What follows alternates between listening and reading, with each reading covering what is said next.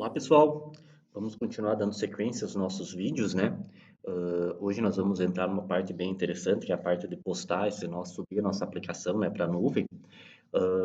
Vale relembrar que nós temos uma aplicação simples, é claro, uma aplicação pequena, mas que está seguindo todas as boas práticas de programação, os princípios SOLID, as boas práticas de programação orientada a objeto, tem toda a parte de implementação do Spring Security, tem toda a parte de repository, service. Então já está apesar de ser uma aplicação pequena, ela está muito bem estruturada, vamos dizer assim, né? Então, nada impediria que nós pudéssemos estar aumentando esse tamanho dessa aplicação aí, se quisesse, né? Ela está escalonável, vamos dizer assim. Beleza, pessoal? Então, hoje nós vamos fazer a parte de subir isso para a nuvem. Nós estamos com a aplicação hoje rodando local, uh, nós temos acesso. Basicamente, nós conseguimos acessar a nossa aplicação só a partir do nosso computador. Até poderia se liberar file, fazer alguma configuração, até conseguiria acessar externamente, mas não é o objetivo rodar numa máquina, num PC, né, no personal computer.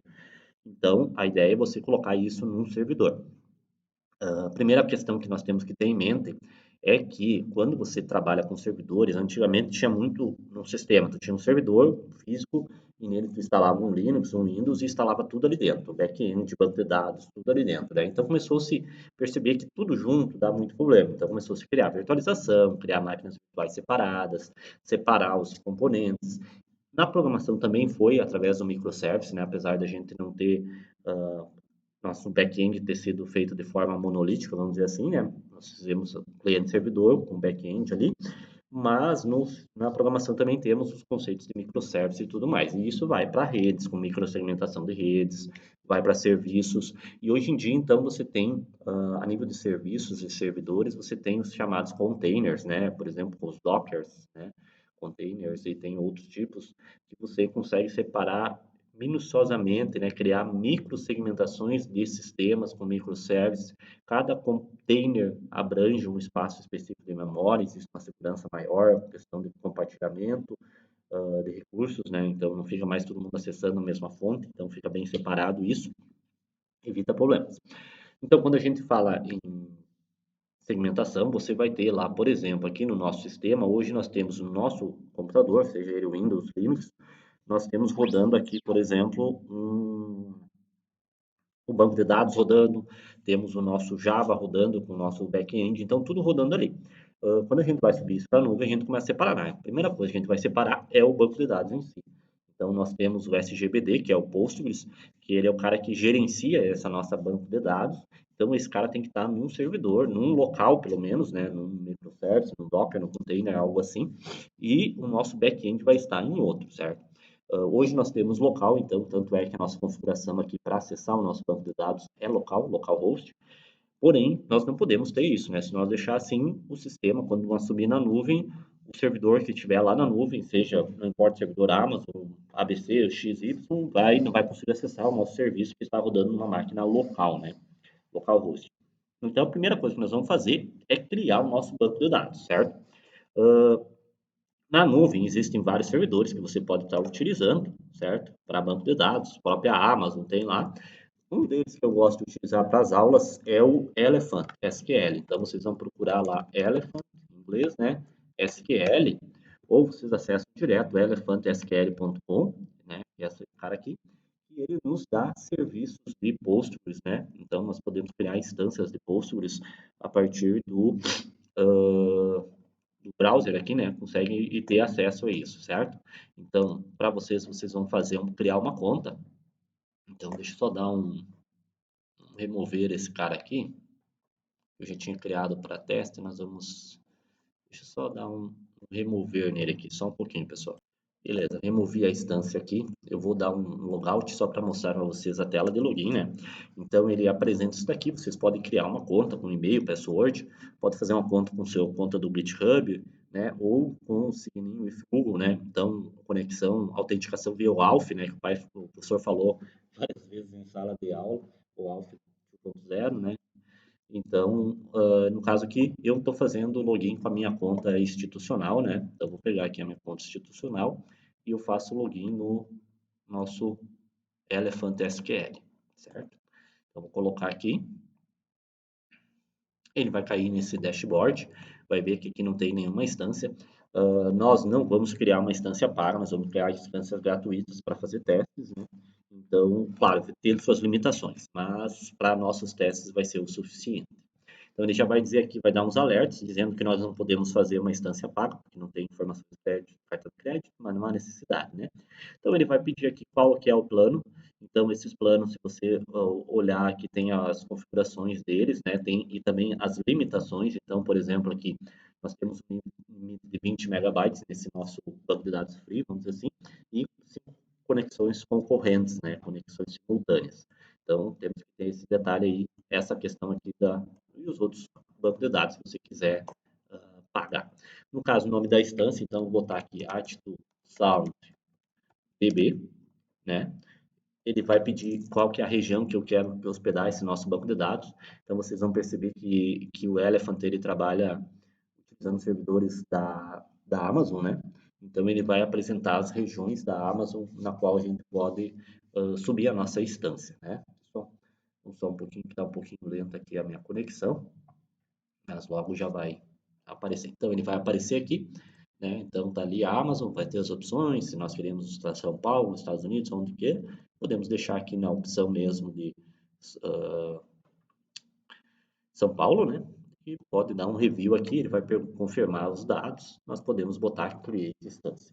Esse é o processo para ser feito para criar o banco de dados. Ele vai subir uma instância do banco de dados lá e nós vamos ter acesso, certo? O que, que nós precisamos fazer? Aqui vai aparecer o host, onde ele subiu, e aqui nós vamos clicar nesse cara aqui no nome da nossa instância que a gente criou para verificar as conexões. Então aqui vai ter, por exemplo, o nome do nosso servidor, né? Então o servidor que está rodando isso é isabelle.db.elephantsql.com. Aqui tem o username e o nosso banco de dados, default database, né? Se nós quiser. E aqui nós temos a nossa senha que ele gera de forma randômica aqui, né? Para nós. Dá para deixar esse cara, não? Sempre que alterar essa senha, tem que lembrar de alterar na aplicação. Então, a primeira coisa que a gente vai fazer, criou o banco de dados, a gente vai lá na nossa aplicação e vamos configurar de forma correta essa nossa conexão. Então, a primeira coisa, o URL, né?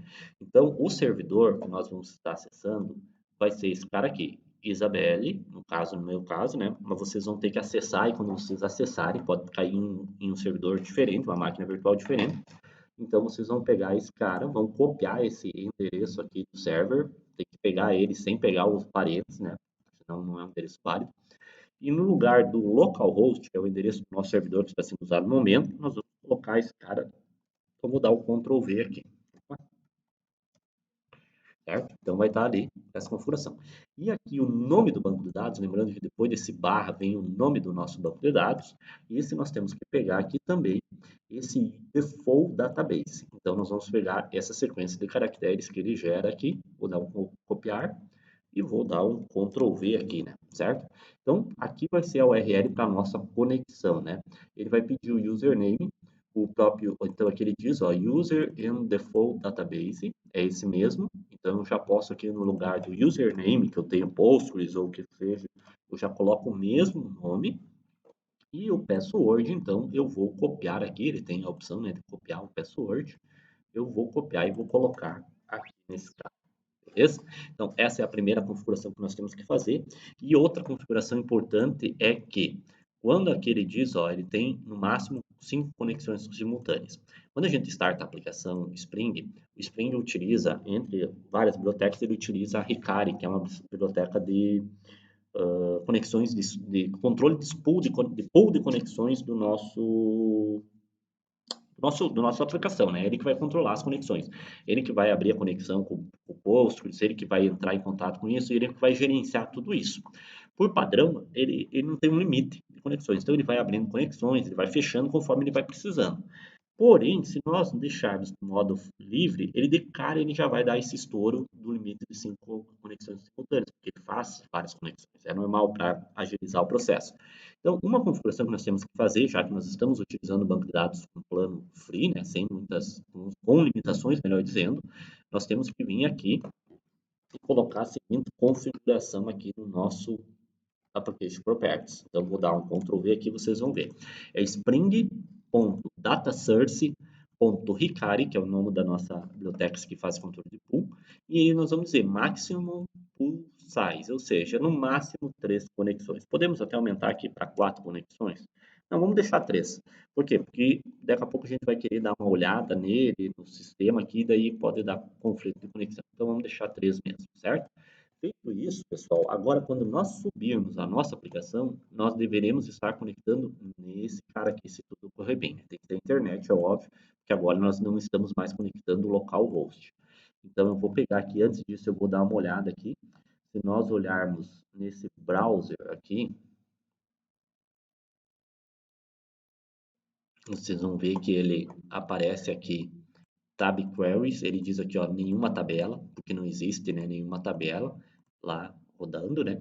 Então agora a gente pode dar uma olhada. Não vai ter uma manutenção, é só a gente ver se vai criar as nossas tabelas. Vou dar um run aqui da nossa aplicação. Então agora quando rodar a nossa aplicação, ele vai tentar conectar nesse servidor Isabelle aqui no meu caso. O de vocês pode ser um pouquinho diferente. Beleza? Tá, vamos aguardar um pouquinho. Está startando nossa aplicação Spring. Certo? Spring Data Repository. Agora ele vai iniciar aqui embaixo, ó, Ricari Pool, está iniciando, ele está tentando conectar lá no nosso servidor. Vocês vão perceber que ele já vai ficar um pouco mais lento, né? E já vai ser conectando o banco de dados externo, né? Então ele já vai, de cara, ele como vai, não existe essas tabelas, ele vai criar para nossas tabelas. Se deu tudo certo, nós podemos dar uma verificada aqui, vou dar clicar em Details aqui só para confirmar. Vocês vão ver aqui, vamos procurar onde que tem umas informações, estatísticas aqui. Nós conseguimos ver algumas coisas aqui, ó. Conexões abertas, ó. Nós já podemos ver aqui embaixo quantas conexões estão abertas. Então vocês vão ver aqui no Status que já tem 3 conexões abertas, que foi o nosso Spring que abriu.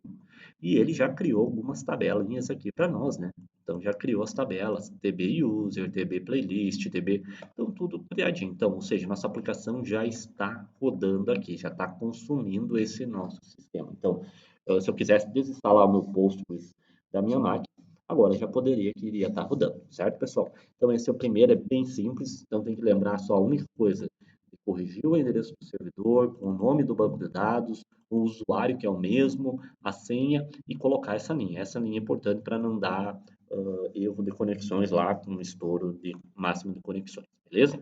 Então, esse vídeo simples, curto, mas já dá para a gente subir esse banco para o nosso nuvem. Próximo vídeo a gente vai fazer a aplicação em si.